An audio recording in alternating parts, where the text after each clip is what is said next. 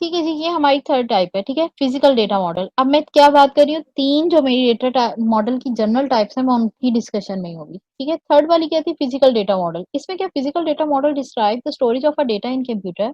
दे represent information such as order structure, ordering, ठीक है? Sorry, record ordering, access path. They are not as many physical data model as logical data model. The most common physical data model are unifying model और frame memory. Basically क्या होता है, physical data model आजकल हमारे इस era में use नहीं हो रहे, ठीक है? तो इसलिए हमने कहा कि एक तो ये जो स्टोरेज इसका मॉडल है, वो क्या होता है, कंप्यूटर के अंदर है, और ये क्या करेगा, रिप्रेजेंट करता है एक इंफॉर्मेशन को, आपके रिकॉर्ड के स्ट्रक्चर को, उन रिकॉर्ड्स की कैसे ऑर्डरिंग करनी है, फिर उनका असेस पाथ क्या है, ठीक है? इस सिनेरियो में करता है। लेकिन ये क्या होता है कि नॉर्मली या कॉमनली हमारे जो फिजिकल मॉडल्स होते हैं, इनकी आपकी एक दो टाइप बता दी, ठीक है? यूनिफाइंग मॉडल और फ्रेम मेमोरी, जो आजकल बहुत कम सुनने में आते हैं, लेकिन इसकी फंक्शनैलिटी का आपको थोड़ा आइडिया हो जाएगा, ठीक है? ये हमारे पास क्या है, हिरार्किकल डेटा किसकी टाइप थी? मेरे पास टाइप थी रिकॉर्ड बेस्ड डेटा मॉडल की, ठीक है? उसकी एक टाइप थी, क्या थी? Hierarchical model.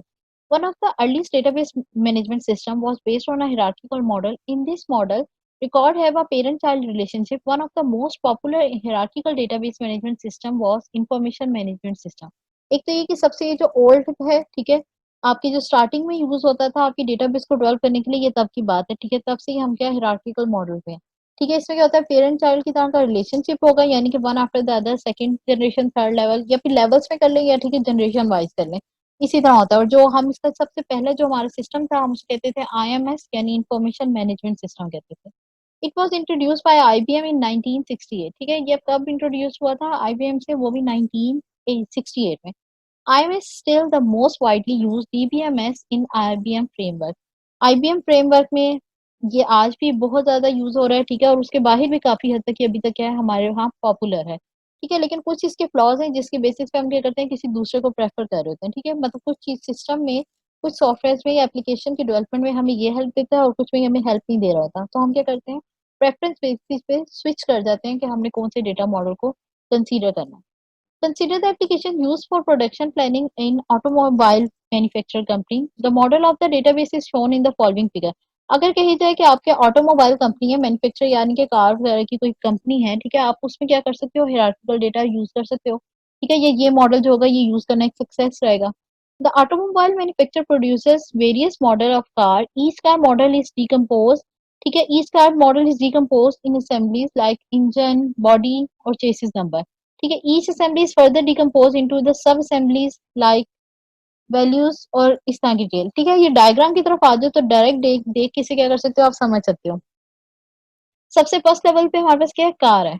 हमने इसे ब्रेक डाउन किया 3 चीज़ों में, इससे ज़्यादा भी हो सकती है अकॉर्डिंगली जिस सिनेरियो में आप उससे डिस्कस करना चाहो, क्योंकि मैंने आपको ये बताया हुआ है कि आपने क्या करना है, इस तरह के मॉडल्स में एंटिटीज उन्हीं को कंसीडर करना है जो डिस्कशन का पार्ट है, ठीक है? तो उन्होंने अभी डिस्कशन का पार्ट किसे लिया है, इंजन को लिया है, उसकी बॉडी को लिया है, उसका क्या है, चेसिस नंबर वगैरह, ठीक है? अगर उसमें से भी किसी एक को पकड़ ले, उन्होंने कहा कि कार है, उसकी बॉडी को पकड़ ले, तो एक क्या होता है, लेफ्ट डोर होता है, एक हमारे पास आएगा राइट डोर होगा, एक होती है उसकी हुड, एक होता है उसका रूफ, ठीक है? ये क्या हुआ, अब वो जो बॉडी का एक सेकंड लेवल भी थी, उसके थर्ड लेवल भी जब मैंने की तो उसकी 4 मोर डिवीजन आ गई, ठीक है? और अगर सिर्फ राइट डोर को अगर डिस्कस करें तो उसमें क्या होता है, हैंडल होता है, विंडो होती है, और उसका क्या होता है, लॉक होता है। इसकी भी आगे फर्दर डिवीजन है।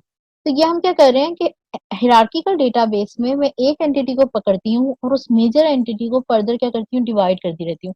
टेबल्स की सेंस में ले जाए तो हम कार का टेबल बनाएंगे, फिर कैसे हमने इंजन की डिटेल लगानी है, कैसे भी इन सारी चीज़ों को फिर असेंबल करते हुए हम देखेंगे क्या है कि हमने डोर जो है उन पे हैंडल रखना है, ऑटोमेटिक बटन होंगे, जो भी आपकी विंडो कैसी है और लॉक कैसे होंगे, ठीक है? तो फिर वो असेंबल करते-करते हम क्या करेंगे, बॉटम अप अप्रोच यूज़ करके मैं नीचे से ऊपर तक जाऊँगी, और मैं क्या कर सकती हूँ, कार का जो मैन्युफैक्चर प्रोसेस है वो कंप्लीट हो सकता है, ठीक है? और अगर बनी-बनाई कार होगी, ठीक है, आपने उसे डिस्कस करना है, आप क्या कर सकते हो, टॉप टू बॉटम की तरफ मूव करोगे और देन उसकी क्या करोगे, एक-एक पार्ट को डिस्कस कर सकते हो, या डिटेल में क्या कर सकते हो, स्टडी कर सकते हो।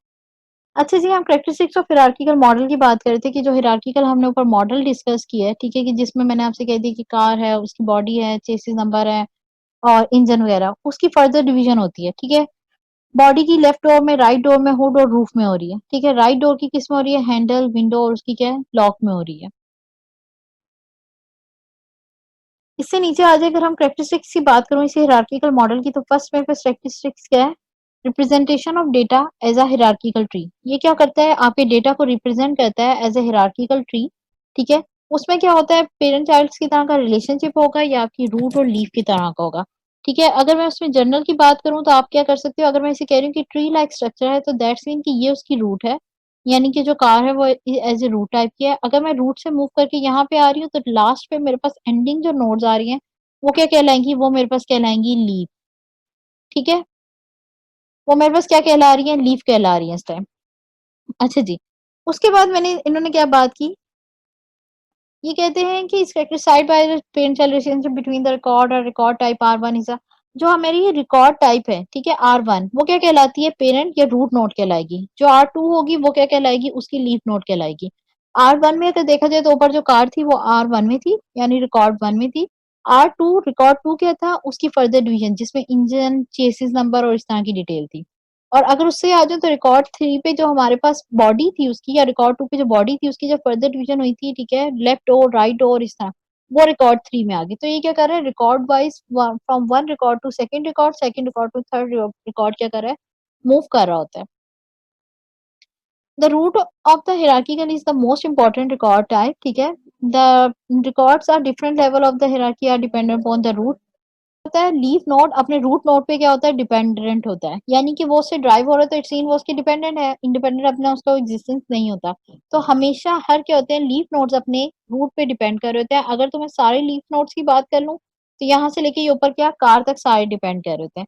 ठीक है, और अगर मैं इससे सिर्फ बात कर लूं इंजन, बॉडी और चेसिस नंबर की, ये सारे कार पे डिपेंड कर रहे हैं। अगर मैं ये बात कर लूं हैंडल, विंडो और लॉक, तो ये R4 जो लेवल है मेरा, ये किस पे, R3 के एक पार्ट पे, यानी कि राइट डोर पे डिपेंड कर रहा है। यानी कि मेरी रूट नोट एक ही होगी जितना मैं बैक पे मूव करूंगी। बाकी क्या होती है, लीफ नोट्स मेरी नंबर ऑफ हो सकती हैं, वो एक से ज्यादा क्या होती हैं, एग्जिस्ट कर सकती हैं। ईच सेकंड हमारा है, ईच सब module has only one super module. मेरे पास जितने भी सब मॉड्यूल्स बन रहे हैं, यानी कि मेरे पास R1 से R2 पे जब मैं आई हूँ तो वो उसके सब मॉड्यूल कहलाएंगे। कार के सब मॉड्यूल थे चेसिस नंबर, आपके इंजन और बॉडी। ठीक है, वो मेरे क्या थे, उसके सब मॉड्यूल थे। आपके जो सब मॉड्यूल्स होते हैं वो क्या होते हैं, एग्जिस्ट कर सकते हैं, लेकिन जब आप सुपर मॉड्यूल की तरफ जाओगे वो एक ही एग्जिस्ट करेंगे। वही लीव और रूट वाली बात होगी। ठीक है, each child record sub module has only one parent record, यानी super module. The parent record can have one or more child record types. ठीक है, वही कि रूट नोड तो एक ही होगा, लेकिन रूट नोड से अगर नीचे की तरफ मूव करते हो तो आपके पास लीफ नोड जो हो सकते हैं वो क्या हो सकते हैं, नंबर ऑफ हो सकते हैं। Represents a set of related record, ये क्या करते हैं, असल में सेट ऑफ रिलेटेड रिकॉर्ड्स को ही हमेशा क्या कर रहा होता है, ये मॉडल रिप्रेजेंट कर रहा होता है। ठीक है, there can be one or more record occurrence for given record type when the user write into database only one occurrence of record type is written. Similarly, when a record is retrieved from the database, there can only one occurrence of record type is retrieved। जब ये आपस में सारा क्या होता है, interlinked है और रिलेटेड है, तो वो क्या होगा कि जब आप इसमें डेटा इंटर कर रहे होते हो, ठीक है, तो आप जब भी कोई डिटेल इंटर करोगे, एक्स्ट्रा आप इंटर तो करोगे, लेकिन जब वो अंदर जाके सेव होगी तो वो एक ही चीज के अगेंस्ट होगी। फर्स्ट कर लेते हैं, आपने कार के मॉडल्स के मुतालिक बात कर रहे थे। ठीक है, आपने मेंशन किया कि ये क्या, मैं कार के मुतालिक बात कर रहा हूँ, इसका मॉडल क्या है, सिविक है। ठीक है, और इसका ईयर इस ईयर में थी। ठीक है, और इसके मतलब जितना भी उसकी स्पेसिफिकेशन है, हाइब्रिड है या इस तरह की कोई भी डिटेल, अब वो उस डिटेल में से जो ऑलरेडी एग्जिस्ट कर रही है, यानी उसके मॉडल का नेम सिविक ऑलरेडी उसका रिकॉर्ड पड़ा हुआ है, वो उसके अंदर एडिशनल इन्फॉर्मेशन तो वो डाल देगा जो आप उसमें डालना चाह रहे हो, लेकिन जो ऑलरेडी एग्जिस्ट करी है उसे डबल कॉपी नहीं करेगा, यानी डुप्लीकेट इन्फॉर्मेशन नहीं उसके अंदर एग्जिस्ट करेगी। वो आपको क्या करेगा, एक ही रिकॉर्ड में सिंपल करके वो ऐड कर देगा। इसी तरह जब आप रिट्राइव करते हो तब भी वो इसे सिंपल कर देता है। लाइक आपके रिलेटेड है, आप अगर अपने रिजल्ट की बात करो, आपकी यूनिवर्सिटी के या फिर आपकी बोर्ड की एग्जामिनेशन के जो रिजल्ट्स आते हैं आपको डिस्प्ले होते हैं डेटाबेस के थ्रू, वो उनके पास डेटाबेस में मैथ्स के रिकॉर्ड, पेपर्स के रिकॉर्ड अलग पड़े होते हैं, फिजिक्स के पेपर्स के रिकॉर्ड अलग पड़े होंगे, केमिस्ट्री के अलग पड़े होंगे। वो क्या करते हैं, उन तीनों से रिट्राइव करके आपको एक रिकॉर्ड की फॉर्म में देते हैं जिसमें सिर्फ आपका रिलेटेड रिकॉर्ड होता है, यानी जिस आईडी नंबर के अगेंस्ट या जिस रोल नंबर रजिस्ट्रेशन नंबर के अगेंस्ट आपने वो चीजें मांगी हैं, वो सिर्फ उसकी डिटेल निकाल के देगा और हर टेबल में से उठा के क्या करेगा, आपके सामने ला के रख देगा। रेपिटेशन नहीं आएगी वहां पे रिट्राइव करते हुए, सिंपल वो एक ही दफा बताएगा। उसने नाम मेंशन कर दी तो एक दफा ही नाम मेंशन करेगा। उसके बाद आपका मैथ का सब्जेक्ट मेंशन किया तो एक दफा ही मैथ का सब्जेक्ट मेंशन होगा, डुप्लीकेशन नहीं होगी। ठीक है, हिरार्किकल थ्रो पॉइंटर्स, ठीक है, इसमें क्या होता है, हिरार्किकल असल में बेसिकली पॉइंटर्स का हम यूज करके हम उसे क्या कर सकते हैं, एक वेल तरीके से हम उसे ऑब्जर्व कर सकते हैं या उसकी डिटेल में स्टडी भी कर सकते हैं। In hierarchical database pointers are used to link record. हम मोस्टली क्या कर रहे होते हैं, इसमें डेटाबेस को पॉइंटर्स के थ्रू लिंक कर रहे होते हैं, ठीक है? पॉइंटर्स डिटरमाइन करते हैं weather a particular record occurrence is a parent or child or record the path from the parent to child is maintained through the pointer। Basically क्या है, अगर मेरे पास एक एंटिटी बनी हुई है, ठीक है, यहाँ पे वो कार की है, ठीक है, अगर इससे पॉइंटर यहाँ पे आ रहा है, नीचे एंटिटी है, ठीक है, और उससे मेरी तरफ पॉइंटर आ रहा है एक सेकंड आपकी चीज की तरफ, लाइक वो इंजन था जैसे, ठीक है, तो मुझे क्या पता लगे वो एरो जिसकी साइड से आ रहा है, ठीक है, वो क्या पेरेंट है, और जिसकी तरफ आया वो क्या चाइल्ड, ये लीफ नोड है। इसका एक तरीका तो ये है। दूसरा तरीका ये है कि फर्ज़ कर लेते हैं, हम कहते हैं कि नंबर ऑफ हमारे एरोज़ जो आ रहे हैं, ये जो चाहे डायरेक्शनल हो, नॉन डायरेक्शनल हो, डज़न्ट मैटर, ठीक है? वैसे हायरार्किकल में हम नॉन डायरेक्शनल ही यूज़ करते हैं, यानी कि मैं उसपे क्या करती हूँ, कोई भी उसपे एरो का सिंबल नहीं होता, सिर्फ़ लाइन्स होती हैं। लेकिन अगर फिर भी मैं यहाँ पे एंटिटीज़ बना दूँ, तो मैं देखूँगी कि नंबर ऑफ एंटिटीज़ ये 3 है, तो इट्स मीन ये सुपर नोड तो नहीं है। ठीक है? क्योंकि हमने कहा था सुपर नोड क्या होगी, हमेशा 1 होगी। आपके सब मॉड्यूल ज़्यादा हो सकते हैं। तो इट्स मीन ये नंबर ऑफ जो सब मॉड्यूल्स नीचे आएँगे वो आपकी क्या होंगी, इस सुपर एंटिटी पे या सुपर मॉड्यूल पे क्या कर रहे होते हैं, डिपेंड कर रहे होते हैं। ठीक है जी। इसके बाद है सिंपल स्ट्रक्चर्स। सिंपल स्ट्रक्चर क्या है? The database is a simple hierarchical tree. The parent and child records are stored close to each other on the disk. It minimize disk input and output. ये क्या होता है, simple hierarchical tree है, ठीक है? हम इसकी कोई ज़्यादा इसे ख़ास डिटेल में नहीं जा रहे, मेन डिटेल में रहते हैं। इसमें क्या करते हैं, जब भी हम लीफ और रूट नोड का आपस में रिकॉर्ड रख रहे होते हैं, तो हम नियर बाय स्टोर करते हैं, ताकि हमें मिनिमम इनपुट देनी पड़े, ठीक है? और हम आउटपुट भी जो दे रहे हैं, वो टू द पॉइंट या उतना ही दें, जितनी हमें क्या व्यूएबल चाहिए या अगले की डिमांड है। ठीक है? 6 मेरे पास क्या है, हायर परफॉर्मेंस। इसमें हायर परफॉर्मेंस है जी, the parent child relationship is stored और as pointer from one record to another.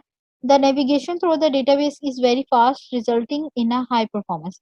High performance क्यों है? क्योंकि अगर मैं रूट नोड से लीफ नोड्स की तरफ मूव कर रही हूँ, ठीक है? तो मुझे पता है वो किस सिनेरियो से लिंक है। जैसे आप ऊपर डायग्राम देखी थी, तो आपको पता लग गया कि कार की तरफ से मूव करके आप उसके चेसिस नंबर पे आए हो, या अगर उसके बॉडी पार्ट्स पे आए हो, तो बॉडी पार्ट्स की फर्दर क्या डिवीजन है। उस बॉडी पार्ट, अगर राइट डोर की बात करें, तो राइट डोर में क्या था, लॉक था, विंडो थी और इस तरह की चीज़ें थी, ठीक है? वो आपको डिटेल पता लगी। आप क्या करते रहे, एक को दूसरे से लिंक, दूसरे को तीसरे से, और तीसरे रिकॉर्ड को चौथे से लिंक करते रहे।